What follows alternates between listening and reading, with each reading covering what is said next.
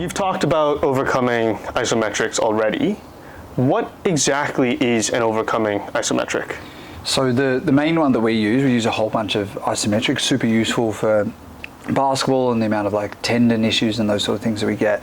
But the real more performance orientated one, the one that's about producing as much force as you can, is probably that overcoming isometric that you've seen before. You can do it as like a isometric mid-thigh pull. We do like a trap bar version as well. Like we talked about, like having a perfect S&C plan is great, but context, variety, knowing that people need like new stimulus and those sort of things is half the reason we do it. And it's half just a great way of producing a lot of force and practicing producing a lot of force. You're not limited by, the concentric ability of what the other exercise is. You can literally produce as much force as you possibly can at this specific angle. It's a great thing for people who are jumpers and sprinters and those sorts of things, being able to target the type of joint angles that they need to be really strong in and produce as much force as possible right at that point, and negating all the sticking points that you might have outside of that in a traditional eccentric concentric squat or bench press or whatever. So the idea is that it's a maximal effort. How long do you hold that for? Depends, lots of different ways of doing it. And I think there's people who are much better with this stuff as well. There's some real isometric experts out there, particularly in Sydney, a great guy at NSWIS who's really good with this stuff.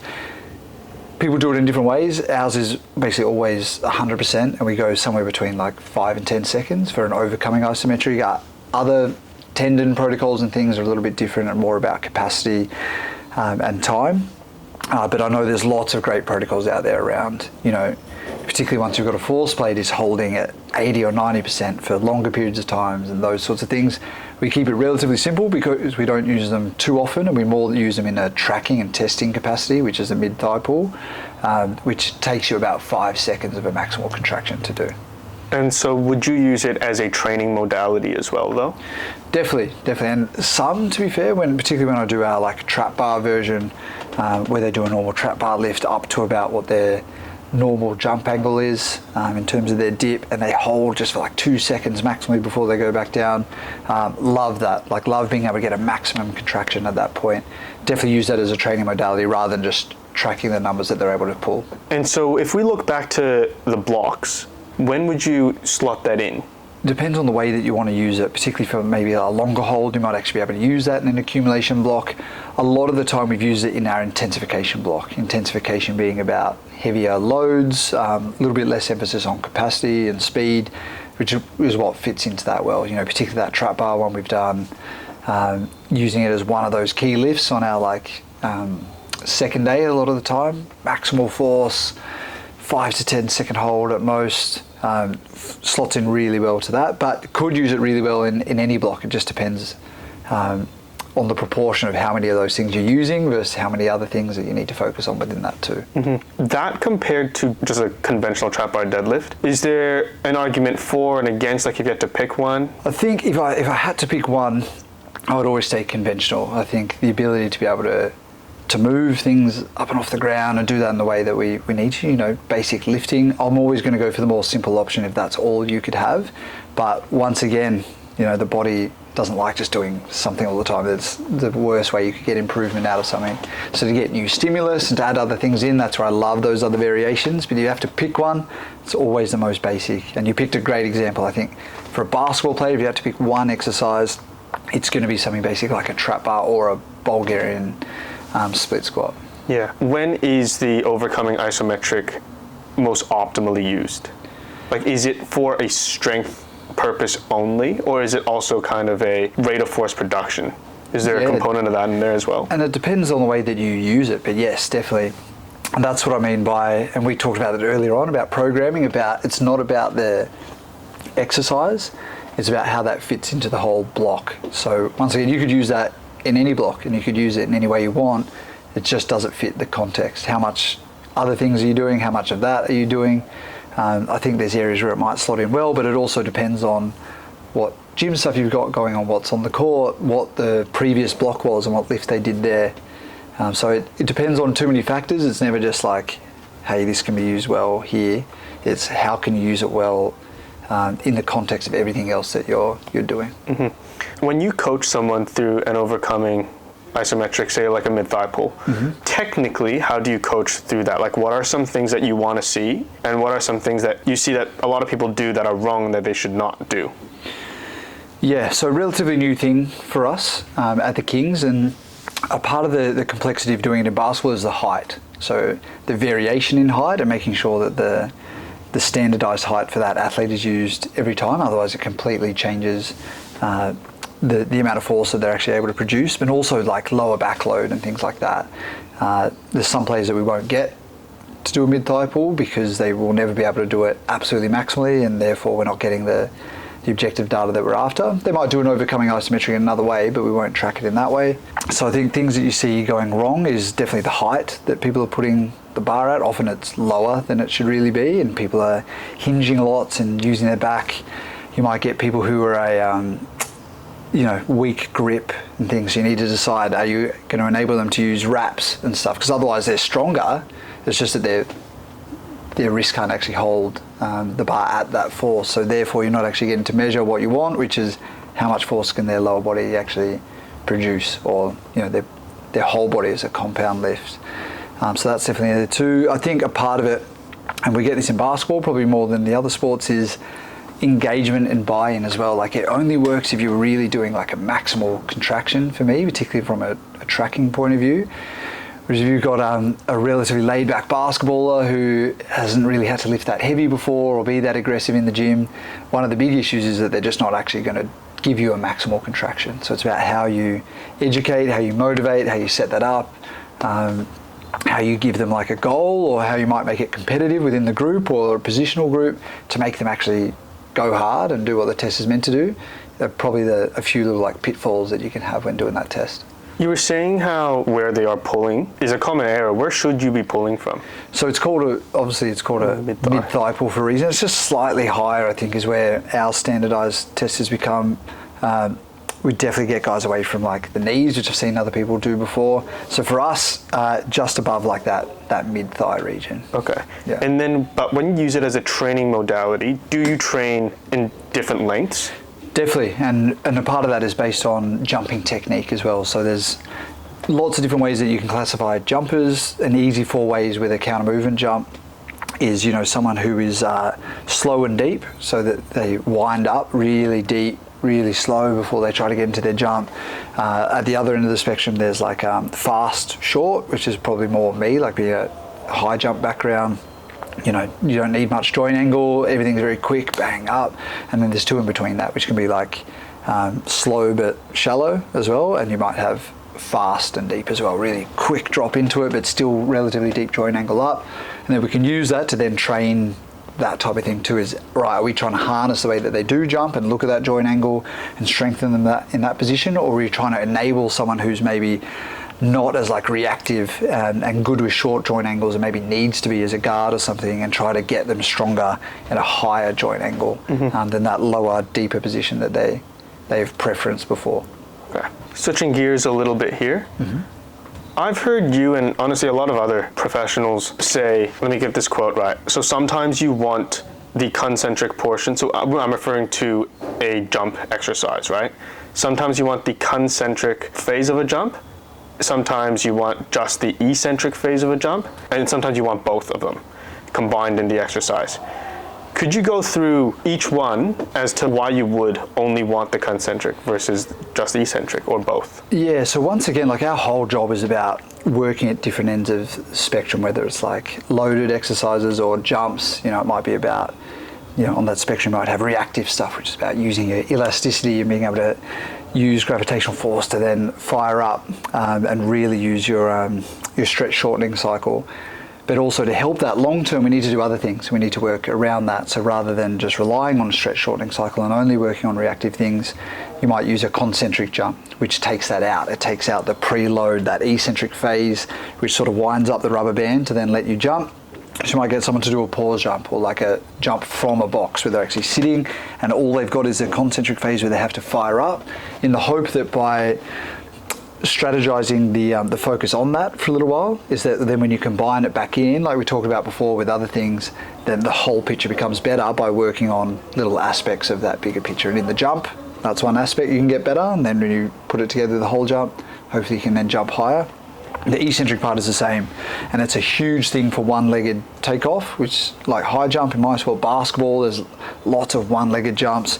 A lot of that is about eccentric ability, so how you can just absorb a whole lot of horizontal and a little bit of vertical force and use that to go up. So by training things like altitude jumps is what I call them, but jumping from blocks and just doing the landing portion, there's no concentric. All you're doing is learning to absorb force really quickly and well, and you land pretty stiff, you're not trying to absorb it. That then will help you, let's say for someone who particularly needs a lot of depth and they're really slow in their jump and you want to quicken that up, that will help them be better with that eccentric portion of being able to get short joint angles, bang, lots of power in, and being able to explode up quick, which is a part of volleyball too. You can have a big jump, but unless you can do that quickly, it's not as useful, which is why height is so important. You can get to a height quicker than someone who's short and got a big vertical, so expressing that force and being able to jump quickly is a bigger part of it sometimes is the actual jump itself. Right. And then when would you want to combine both of them together?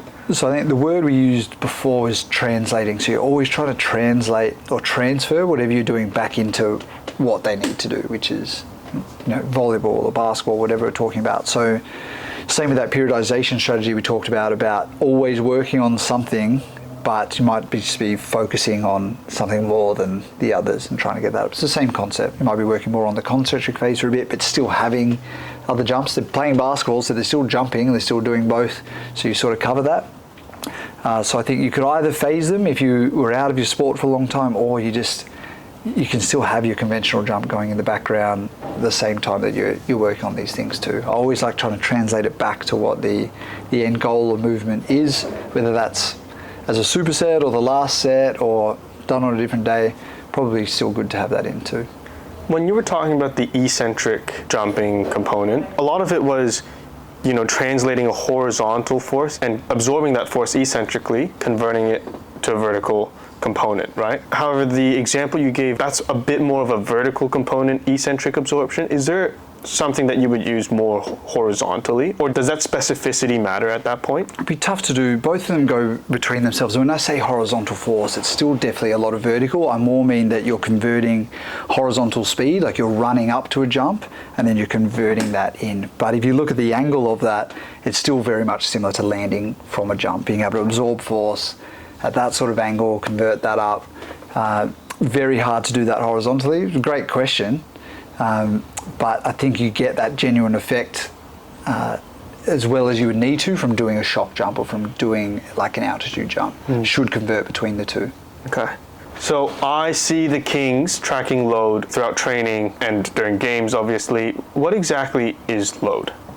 So load's a pretty big term, very broad, and just by itself probably just means how much stress you're putting the body under. Like what is the training accumulation on the body, and even things outside of training that accumulate on yourself. So what sort of stress is the body under throughout a drill, a session, a day, a week, whatever. There's just different ways of tracking that. So, if you're looking at internal load, that's more like an RPE. It's your perceived exertion, your perceived extent of how hard that session was. You might use TRIMP scores by actually tracking heart rate over sessions to see how hard are they working internally, how hard are their heart and lungs working.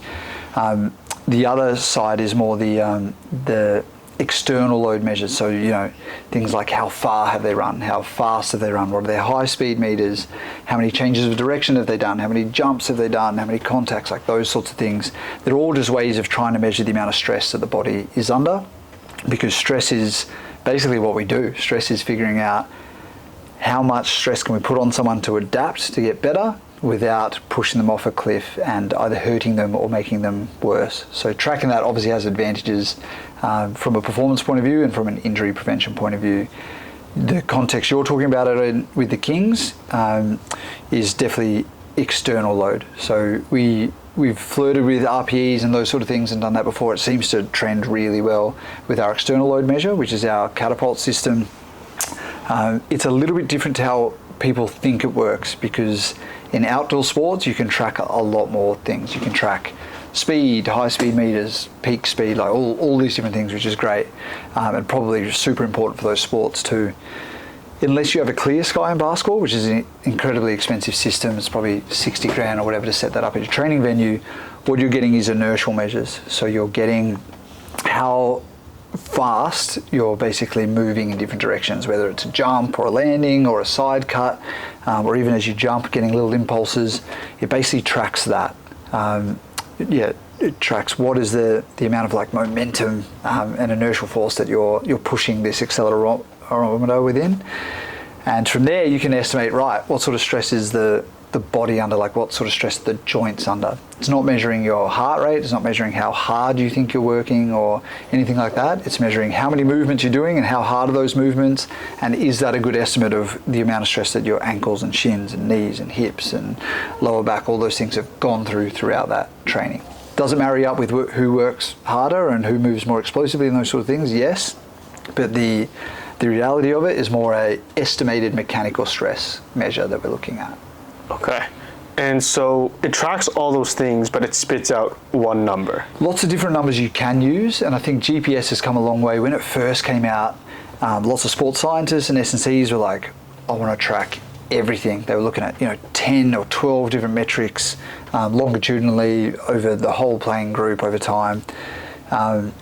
Whereas now I think most sports and codes and teams have tried to make it as simple as they can and just use the basic measures that they will actually react to, the measures that they'll actually go, right, I might change something based on this. This has some sort of relevance. I think they've chopped out a lot of the noise that they weren't actually reacting to or utilising in the end. For us, there's a few different things that we track, but the main one, is like an algorithm based on like combined changes of direction. Which is our like training load. Okay, so just to clarify, that number is a representative of a multitude of different changes of directions. Exactly, they've just figured out an equation that spits out a certain number. It's not actually representing anything apart from just a number from that equation, which gives you some sort of units and some sort of objective measure to be like, right, on this day we're averaging 800 within the group, and on this day it's 400.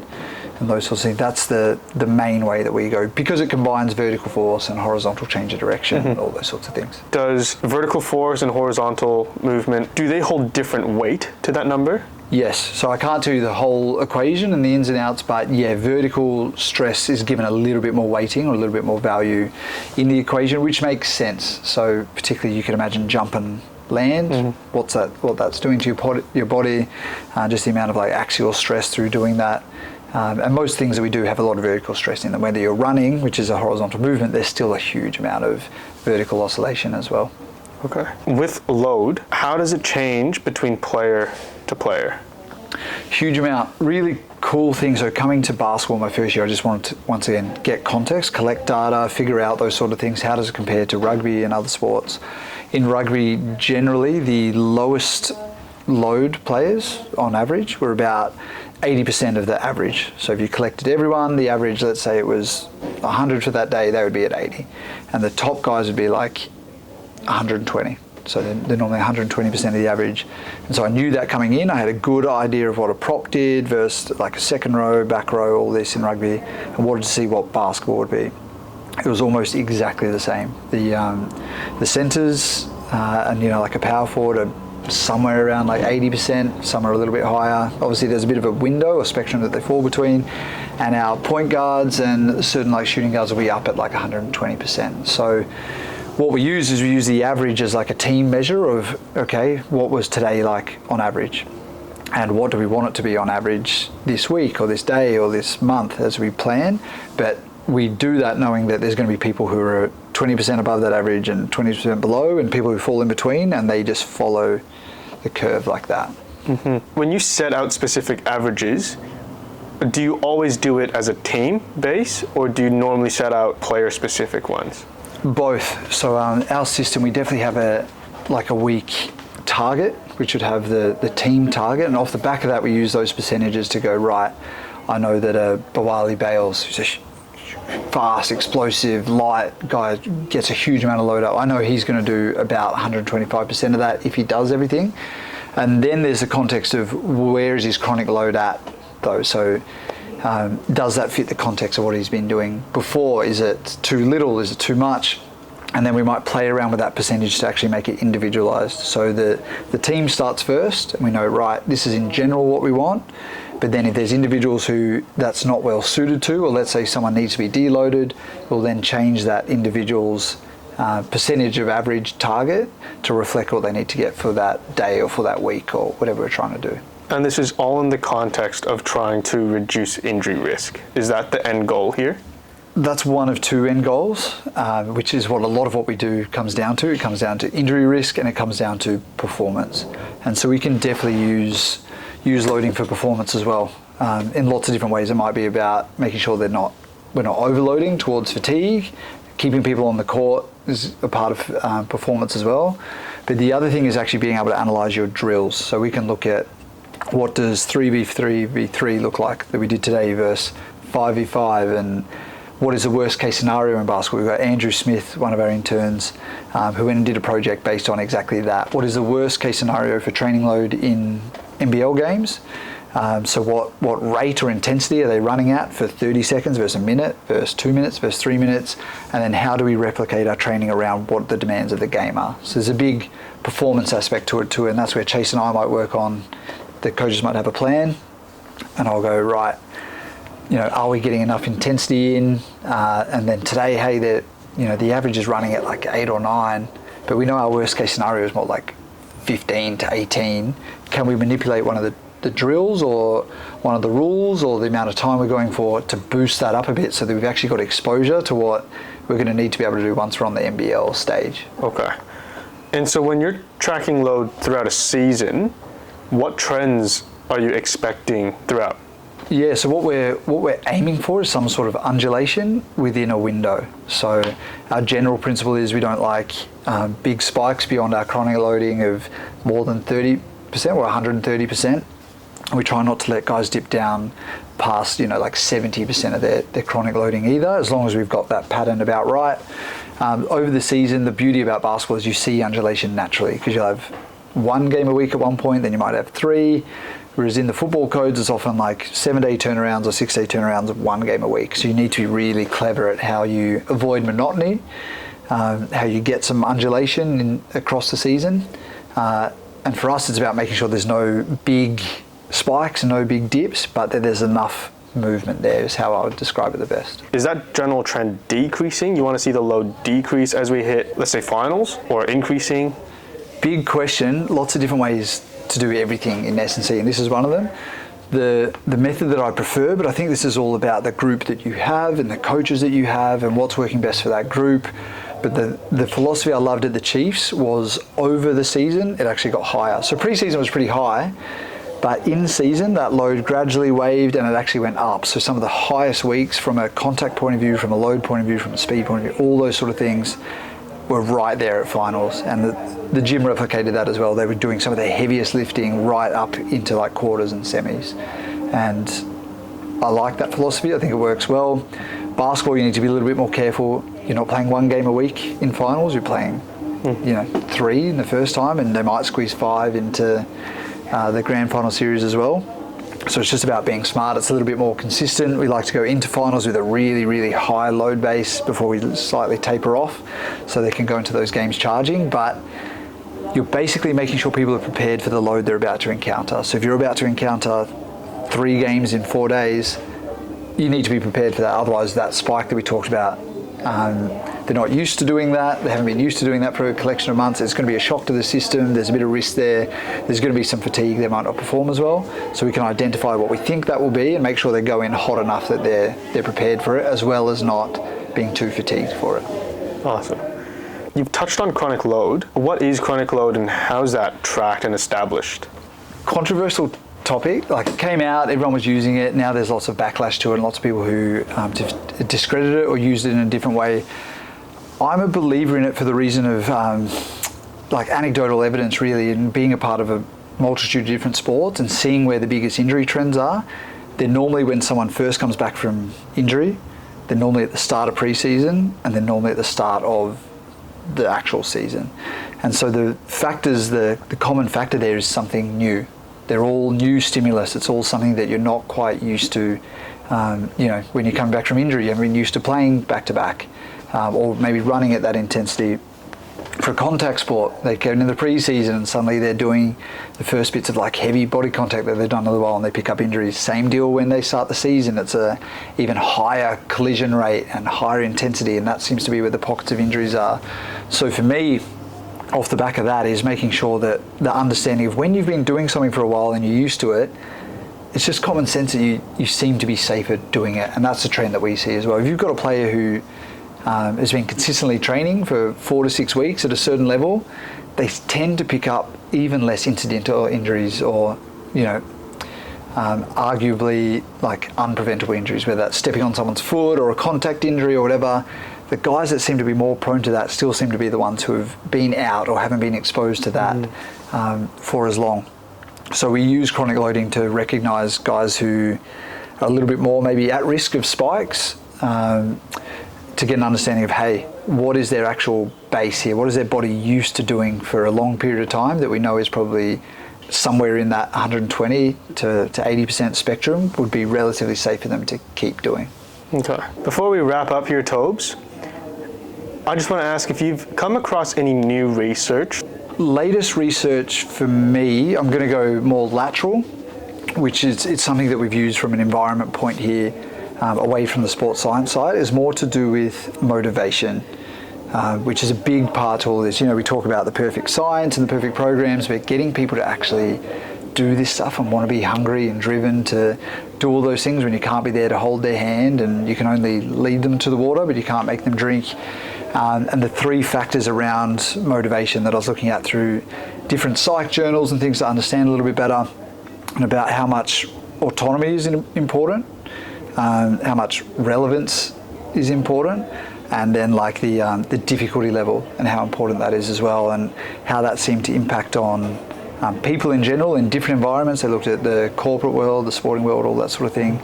And the further away you go from those things and think that you can control people or tell them you've got to do this, or if you get the difficulty level of the rate of growth that you're trying to get out of people wrong, impacts hugely on that individual, but also as a program. And so what I've done is use all the science that we've talked about and done those sort of things, but with a little bit more respect now to the individual's need for input and autonomy, and it make it feel like it's their choice, making sure it feels relevant to the sport, educating them. We're tracking your load so we can keep you on the court. We're not just slapping this GPS unit on you and then expecting you to just do it. So a bit more autonomy there, a bit more choice, a bit more role, better relevance, and then making sure the stuff that we're doing. Same with the gym. You could completely ruin someone's motivation for the gym by giving them something that's too difficult. You're like, all right, we're doing a snatch, a hang snatch. Person who's never lifted before, it's hugely technical, they're not ready for it at all, and they just hate it and they struggle and they're not getting anything out of it. The same way you could give someone something that's too simple, finding that right level of like, what's a nice bit of carrot and challenge that's going to give me some growth and not going to be too easy. We've been trying to use those principles along with the sports science behind our program to get more out of our players in reality and in a practical sense. Okay. Tobes, last question here. If there was one person who you think would be great in this podcast, who would it be? But before you answer that question, you got to help me get this person on. Okay, so this would be a big get, but I mentioned him earlier. I think one of the smartest people I've ever come across, one of the most driven people, and I'll give you 2, but one that's closest to here, that's probably the easiest for you to get on, is Tim McGrath. He's physio, runs Pitch Ready, runs his own clinic, has been with the Wallabies, Sale Sharks, Raiders, all these different teams before. Incredible like analytic brain, has done his PhD in ACLs and those sort of things, like trying to absorb as much genius from that guy as people possibly can is something that I say to any physio coming through, even S&Cs coming through. I go, if you ever get to chat to this guy for like 10 minutes, just make the most of it, because he's also got the personality side of it too, where he can actually connect with people and have a joke with them and get what he needs out of them. But the base knowledge behind this guy is absolutely insane. So Tim McGrath, that's the first one. And then the other one from a more sports specific point of view would be, I mentioned him before, is Will Weaver, over in Paris now, working with a basketball team there. But outside of basketball, I haven't seen someone as switched on in terms of growth and in terms of learning and motivation and all these other things that we negate a little bit in sport, if you can get in touch with him, and once again, these are busy guys that are big gets. There's some really left field things that they will go far beyond my ability to discuss, which is absolute gold for people who haven't even considered that like realm of thought, the sort of stages that you guys are in. Yeah. Toby, thank you so much for your time. This was an amazing podcast. I've learned so much just sitting here with you. Continue to learn so much just spending time with you, man. So appreciate all the mentorship. Mate, you're very welcome. Any time. As I said, I think I enjoy it just as much as you. Always happy to sit down and talk short. Thanks, Tobes. Pleasure. Legend. Good on you, JT.